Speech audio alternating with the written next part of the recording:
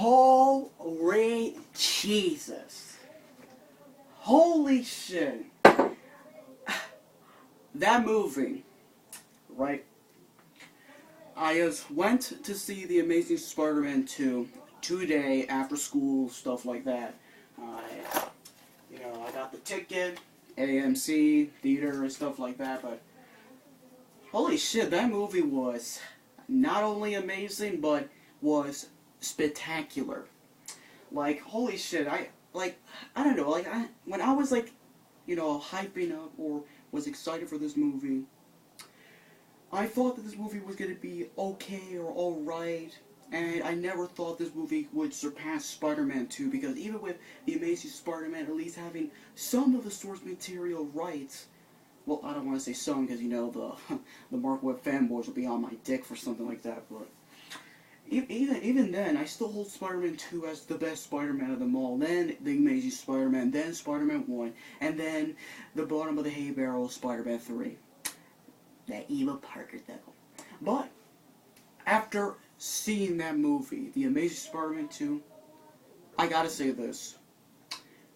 That has to be the best Spider-Man movie ever.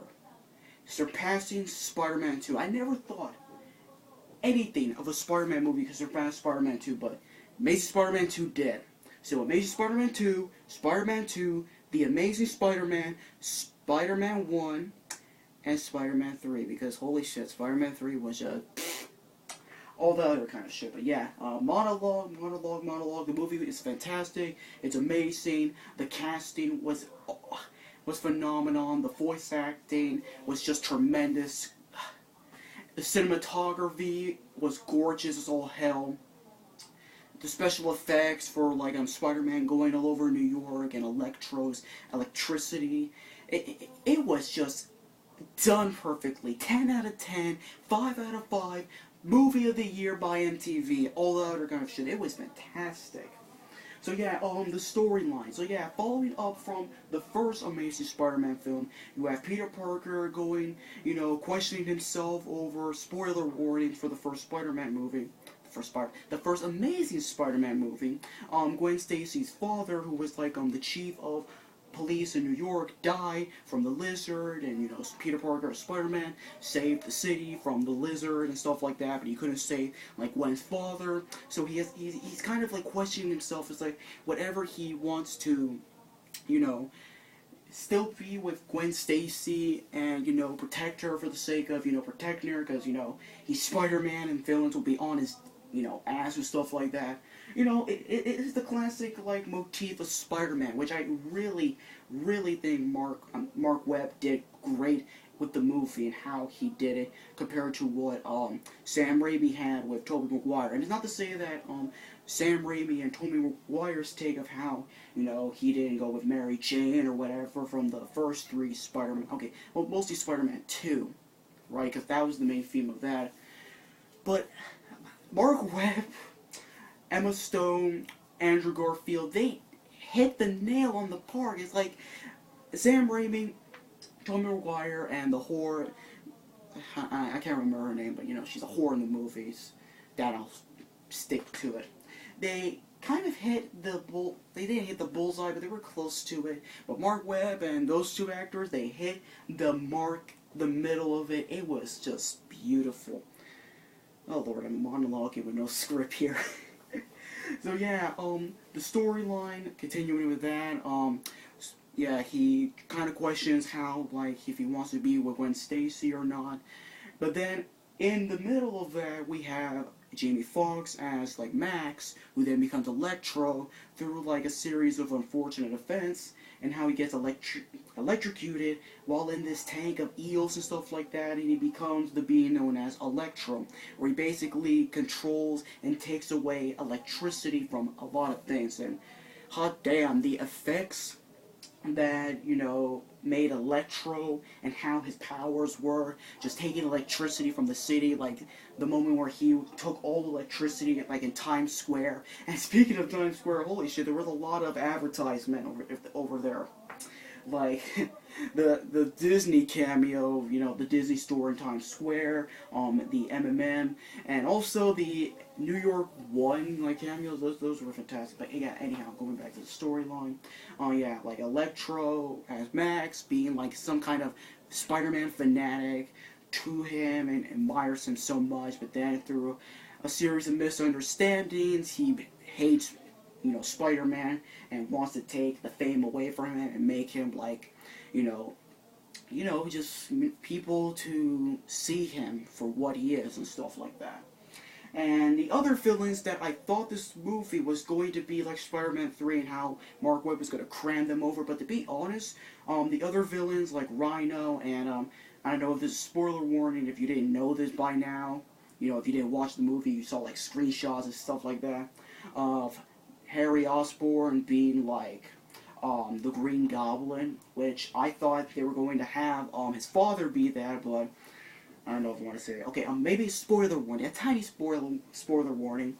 His father died from like this curse, this virus or whatever that, you know, that is genetic, and that the Osborn family has like this curse and stuff like that. And in the moment where like Harry Osborn comes back from boarding school and then enters in the movie, he has the curse of the Osborns, and he then, you know, makes the connections and finds that the blood of Peter Parker as Spider-Man could help him sort of, you know, stay alive and not get, you know, killed by this disease that he got genetically. And through another series of misfortunes and Peter Parker as his best friend, which I have to say really illustrates fantastic in this movie compared to like the two Spider-Man movies from Sam Raimi. That was fantastic. The friendship between Peter Parker, like Andrew Garfield, and can't remember the actor's name who played Harry, but yeah, like Peter and Harry's relationship, even from a short time that we get to know them, they were far more, and I was convinced of their friendship compared to what James Franco asked Harry Osborn and Tobey Maguire as Peter Parker, more than their friendship, to be honest with you. But yeah, I'm getting on the side, so yeah, a series of misfortunes comes along. He then, you know, helps Electro escape like Ravencroft. He then takes the venom that made Spider-Man, because, you know, the spider had venom in it. It bit him. He then, you know, becomes all green and stuff like that. He takes the armor from within the Oscorp headquarters, and then he becomes the Green Goblin, which, let me tell you something. The transformation of the Green Goblin and how the Green Goblin is in this movie, even for a short time, compared to what Electro was in the movie, it really, he did a nail in the park. He was crazy as all hell. He was just fantastic, the actor. I can't remember the name of it. So yeah, the story, I might have talked about like the voice acting being a phenomenon, and I was really convinced out of every actor. Yeah, every actor in this movie, I was convinced in their roles and stuff like that. And the cinematography, like, there may be a little bit of slow motions here and there, but the slow motions really do showcase the tremendous details that was put into this movie, like how Spider-Man like goes through bullets, like, you know, oh my lord, I can't even grasp myself here. I need to get stronger. Holy shit. So yeah, Spider-Man going through New York City with his webs, some beautiful ass cinematography out of it all, and yeah, the fight scenes weren't that raggedy from the cameras. A little bit of a shake, but not that much. You can clearly see what's going on.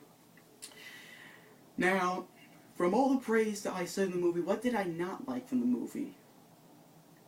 Well, I don't know if this is a hate towards the movie, but I kind of feel, right, that Harry Osborn being the Green Goblin, I would have loved to see that in the third movie.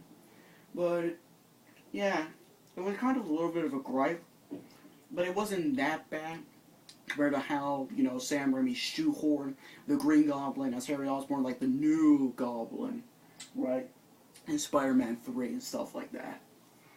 And, you know, the big spoiler warning, well, I'm not gonna spoil it because that would be tragic for me to say. But like, you know, in the ending of the movie, I gotta admit, if you did see this movie, you will understand. I literally cried. Literally, like, a stream of fucking tears went into my eyes. Right? And good lord, man, that scene, I don't want to reveal it.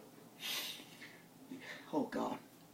But yeah, even with like the ending a little bit sad, it goes into a tremendous uplifting. And it's just like, yes, yes, and all this other kind of stuff. But then, I think maybe another gripe was the ending. Now, it's not like, okay, if you saw the movie, you could kind of understand with me. But it's like they cut away from like this other fight that like, the third villain, the Rhino, comes in with his full suit and stuff like that. Fighting against, you know, the New York City police. And then Spider-Man comes in to the rescue, and then in the middle of the fight, the screen goes to black, and then the credits roll. And I'm like, no! I want to see it! And stuff like that. But, yeah. It may not be a big one, but, you know, it's just like, oh, I want to see more. I don't know, maybe Blu-ray or DVD releases, they'll have the full fight. Just saying. And, the third gripe was nothing in, there was no secret ending. Like, I remember, like, when I didn't see the secret ending for the first Spider-Man movie where, you know, Norman Osborn was talking to Dr. Connors and stuff like that. Coming in, and I thought, oh no, maybe they can tease, you know, Dr. Octopus or the Raven, because, you know, Doc's, you know, octopus, you know, gear, and the Raven's wings were in the movie. Like, holy shit, they were in the movie. But, you know what was instead of a secret ending? Like, in the middle of the fucking credits, right? Screen goes black, again, there's no credits. And then, boom! The X logo comes in, and like, holy shit. Holy shit! An X-Men movie. An X-Men Spider-Man crossover movie. That'd be the fucking bomb. But nope. It was just another promo for X-Men Days of Future Past, which was a beginning promo before I watched The Amazing Spider-Man 2, and I was like, fuck! No secret ending.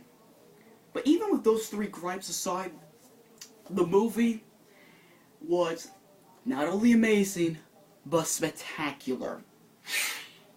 I gotta say this, if you're someone who is skeptical with this movie, if you're someone who is a Spider-Man fan but you don't know if you want to watch the movie or not, or hell, if you're someone who hasn't even watched a superhero movie, or hell, even a movie at all, I implore you to go watch The Amazing Spider-Man 2. Hell, I'll be honest here, right? Let me take an example.